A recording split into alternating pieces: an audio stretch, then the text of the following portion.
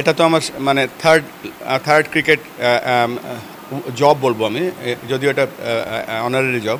মানে প্রথমে খেলতাম, তারপরে ডেভেলপমেন্টে কাজ করলাম প্রায় 19.5-20 বছর এই আইসিসি এবং এসিসিতে। আজকে আবার একটা নতুন রোল দুদিন ধরে শুরু হলো।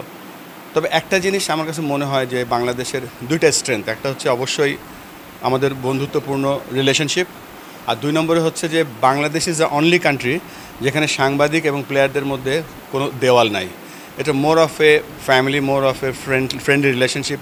প্রফেশনাল রিলেশনশিপটা না তৈরি করেও আমাদের যে সম্পর্কটা হয়েছে, আমাদের স্পোর্টসগুলি যে আগাচ্ছে, এটা আমি দুইটা পার্টিকে ধন্যবাদ দেবো। দেখেন এই আমাদের যে সাংবাদিকরা আছে বাংলাদেশে, যারা একসময় ক্রিকেটের নিউজের জন্য আমরা কামরুজ্জামান ভাইয়ের কাছে একটা পাসপোর্ট সাইজ ছবি রেখে আসতাম, বা জালাল ভাইয়ের কাছে, তখন তো খবরের কাগজে আসতো না। পরবর্তীতে আপনাদের প্রচেষ্টায় টেস্ট স্ট্যাটাসের একটা অন্যতম স্তম্ভ ছিলেন আপনারা।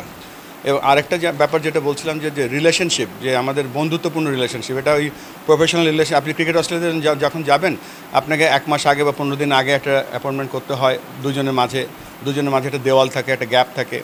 আমাদের ওইটা নাই, তাই বলেই আজকে আমরা মনে হয় আমরা ভালো করছি। এবং এই ভালো করার যে একটা যে এনার্জি, এই এনার্জিটা আমরা পজিটিভলি যদি কাজে লাগাতে পারি, অবশ্যই আমাদের সব স্পোর্টসে আমরা এগিয়ে যাব। এবং আমি আশা করছি যে of course cricket, football, 28 Olympic, 2026 Asian games, সব জায়গায় আমরা ভালো করবো ইনশাআল্লাহ।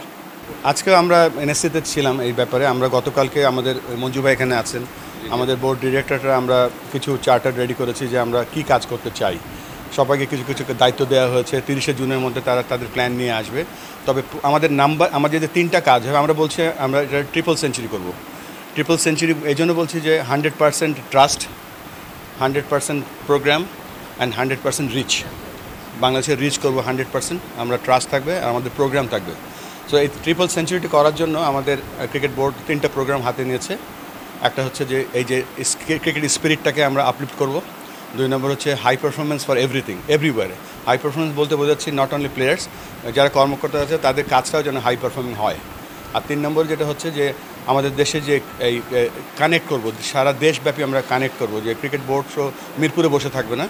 যেমন আমাদের এই মঞ্জু ভাই আমার সাথে আছে, রিজিয়নাল স্ট্রাকচারে নিয়ে কথা বলেছি 2000 টেস্ট স্ট্যাটাসের সময়, কিন্তু আজ পর্যন্ত হয়নি। তা আমরা যেভাবেই হোক, ব্যুরোক্রেটিক হয়ে হোক, আমাদের এনএসসি পুরো সাপোর্ট করছে। তার আগেও আমরা শুধুমাত্র ক্রিকেট নিয়ে বাংলাদেশের সব জায়গায় রিজিয়নাল সেন্টারের মতো করে আমরা ছড়িয়ে যাচ্ছি খুব শীঘ্রই। এটা আমাদের একটা প্রমিস ছিল আইসিসির কাছে টেস্ট স্ট্যাটাস পাওয়ার পরে, বাট এখন আমাদের এটা 1 নম্বর প্রায়োরিটি। অফকোর্স ন্যাশনাল টিমের পারফরমেন্সও যেখানে আছে। ওই ইলেকশনের ব্যাপারে কোনো আলোচনা হয়নি।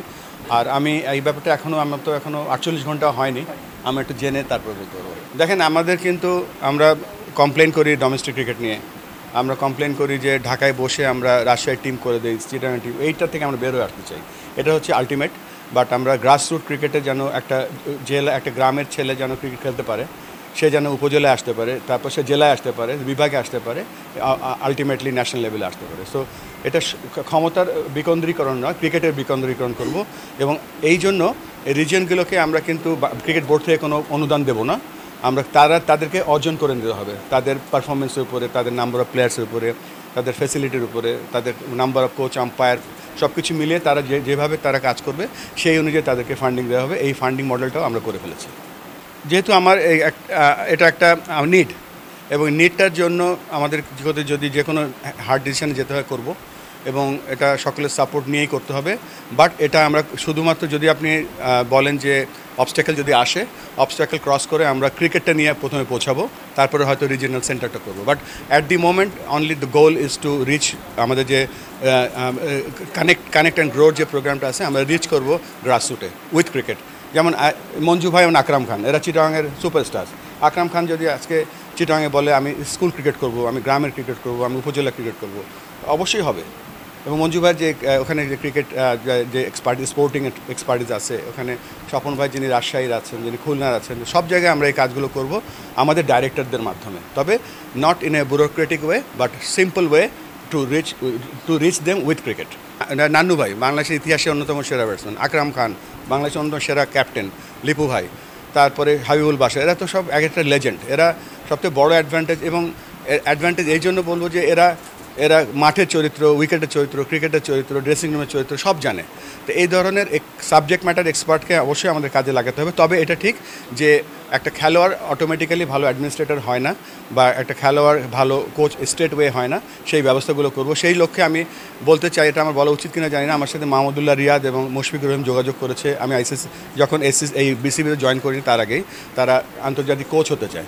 সো সব এই ট্রেনিং এডুকেশন প্রোগ্রামগুলো আমরা ক্রিকেট বোর্ডের মাধ্যমে রান করব ইনশাআল্লাহ।